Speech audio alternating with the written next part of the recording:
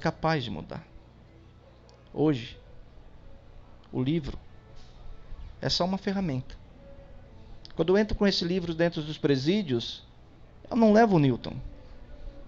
Eu levo a certeza que Deus transforma. E que esse livro, ele sirva de ferramenta de inspiração, de ferramenta de motivação, de corrente do bem, para mostrar para aquelas outras pessoas, homens e mulheres, filhos e filhas do cárcere, que nós estamos aqui, de braços abertos, esperando por eles.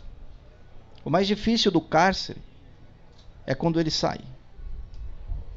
É a insegurança de ser recebido. Isso é um sonho. Sentar e poder falar para vocês. Poder ter vocês como telespectadores de uma história, de outra história, de superação, de resiliência. E esse livro foi o primeiro, né, doutora? Porque quando vocês voltaram, bem um monte de tempo depois, que eu até achei que tinham me esquecido, porque no cárcere era normal, mas não tinham me esquecido. Quando eles voltaram, doutor Gessé, eu já tinha outro livro escrito.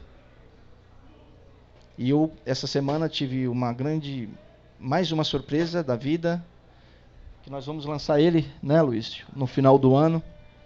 E eu brinquei ainda numa entrevista que eu falei assim, eu só tinha uma coisa que eu não mudava, que era deixar de torcer pro meu Corinthians. Não mudo. E agora eu não mudo de editora. Pode vir um caminhão de dinheiro que a gente vai dividir, né? Mas eu também não mudo de editora. Muito obrigado. Esse é o livro A Escolha Errada, mas eu já tenho também, como o Carlos também tem muitos outros poemas, eu tenho mais 5 livros escritos para serem lançados e para deixar ainda mais forte essa corrente do bem. Muito obrigado, boa noite. Bacana. Nesse momento a gente já abre para algumas perguntas, quem quiser fazer, e algum registro que a Alifrânia está me passando. José Garcia, meu amigo José Garcia, Rosinaldo Luna, lá de São Paulo do Potengi, Raquel Lucena, estão conosco também pela internet. E eu acho que é uma curiosidade, eu vou começar. João, quer começar? Você tem preferência? Hein? Está escrevendo. Deixa eu fazer só colocar uma dúvida sobre como é o processo de escrita, como foi o processo de escrita de vocês dentro do cárcere, né? Porque eu sei que não é fácil. O Nilton já até começou a falar um pouco sobre como era escrever, porque alguns de nós aqui são escritores.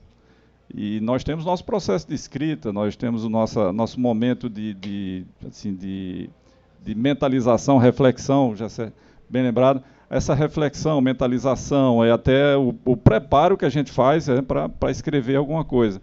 E vocês estavam dentro de um forno, né? O forno quente. E como é que era escrever dentro do cárcere, a questão do material, né? Os pedaços de papel que vocês conseguiam, porque em algum momento vocês tiveram acesso a um computador para escrever. Contem os dois aí, como é que era escrever dentro de Alcaçuz. Eu não sei se Nilton escreveu lá em Mossoró. Ou só leu. Fica à vontade, os dois, eu gostaria de ouvir. E depois João Andrade. Eu vou resumir, até porque eu e o Carlos temos um horário e temos que estar em casa 8 horas da noite. Eu já estou preocupado que são 7. Antes das 8 precisamos estar em casa, porque usamos tornozeleira eletrônica. Então preciso. Carlos está perto de casa, né? Carlos está perto de casa, eu já estou longe. Mas eu vou resumir. A minha história começa na escrita e na literatura quando eu vou para o Presídio Federal. Dentro do Presídio Federal é uma caixa de concreto, só o ser humano e o concreto. Não existe nada. São 24 horas sozinho, com 2 horas de banho de sol. E eu fiquei ali, e aquele lugar ele estava me deixando louco. Simplesmente me deixando louco. E foi lá que eu ganhei o amor pela literatura. Foi lá que eu comecei a devorar os livros, e foi lá que um psicólogo e uma terapeuta ocupacional descobriu em mim o potencial através das minhas cartas. E me chamou e disse, você vai começar a escrever. Escreva qualquer coisa. Aí eu comecei a escrever lá. Em 2012, eu já no estadual de volta, passando pelo momento de depressão, resolvo voltar pela terapia da escrita e começo a escrever. E esses manuscritos, como eu disse, chegaram às mãos dessas pessoas incríveis que viram o potencial, e aqui está o livro. Mas, para esse livro ficar pronto, eu pegava, como eu disse, caneta emprestada, papel emprestado, e eu escrevia isso sem cadeira. Eu escrevia isso numa cama, aqui, com papel aqui e aqui assim. Eu saí daqui meio torto, porque eu escrevi 3 livros dessa maneira. Mas em 2015, a ONG da doutora Ana Paula, junto com os colaboradores, e conseguiu um computador para mim. E eu comecei, a partir do 4º livro, escrever no computador e ter o prazer de pegar esses 3 livros e colocar dentro do computador. Por isso que eu validei aqui o Ivo, porque ele foi muito importante nesse momento todo de nos deixar usar o computador, de me ceder um espaço para o computador. E no final dessa caminhada no cárcere, aconteceu outra coisa muito importante, que foi a minha última obra escrita. Ela foi escrita no computador e dentro da minha cela. Então, mais uma vez, muito obrigado, porque é surreal, para o senhor que é juiz, o senhor sabe disso, um preso ter um computador dentro de uma cela, num presídio estadual com 20 pessoas dentro da cela.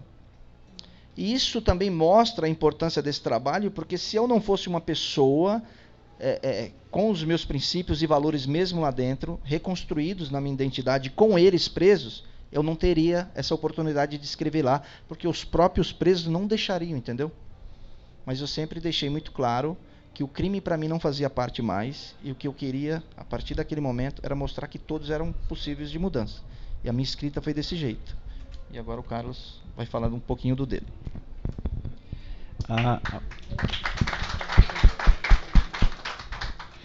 A minha também não foi diferente do Newton, só que eu não tinha o computador, né? Era em papéis. E eu e o Newton, nós trabalhávamos, tá? E eu saía muito cedo. Eu só começava a trabalhar de 8 horas, mas eu saía de 4 horas da manhã junto com o restante dos trabalhadores. Então, quase todos os poemas foram feitos nesse intervalo, de 4 da manhã até as 8 horas da manhã. Então, eu ficava lá do lado de fora, esperando o meu encarregado chegar para eu ir para a sala, onde eu trabalhava no estoque. E nesse ínterim é que eu fazia em folha de caderno, compunha, fazia. E também com o apoio do diretor, né, do então diretor, o Ivo Freire, que ele fazia com que isso fosse possível eu digitar no computador lá onde eu trabalhava, né, e imprimir. Foi nessa impressão, né, que eu passei para a doutora Ana Paula, doutora Guelmar e o Aloysio, né, que eu corri para buscar os meus poemas. Foi por essa chance que nos foi dada, né?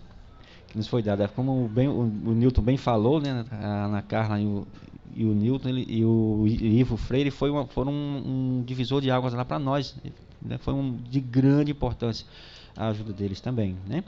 E o meu poema Cela, o Gleidson foi o primeiro que leu, né? Eu dei para ele ler o poema, e foi um incentivador também. É como o Newton falou, né? Deus, ele coloca nada por acaso. Nós não estamos aqui por acaso, né? Deus, ele tem uma função para cada um de nós aqui na Terra, né? Nada acontece por acaso. Tudo tem o quê de Deus. São os viés, são os detalhes das coisas.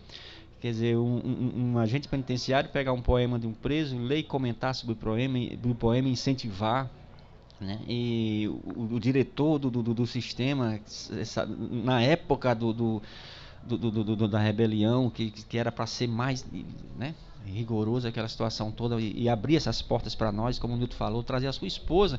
Nós ficávamos com a nossa Master Coach sozinhos na cela da direção. Quer dizer, um preso ter essa confiança, né? Quem faria isso? Deixar a sua esposa com um preso numa sala da direção para ela trabalhar a mentalidade desse preso, né? Então foi de grande valia, e nós chorávamos muito, e foi uma revolução na nossa vida, em que nós começamos a ver o mundo de outras maneiras, né? Como eu costumava dizer para ela, que era como se nós subíssemos na caixa d'água do presídio e passássemos a vislumbrar novos horizontes, horizontes que nós nunca antes tínhamos oportunidade de ver. E nesse intervalo de 5 às 8 era que eu compunha os poemas, era o horário mais inspirador para mim.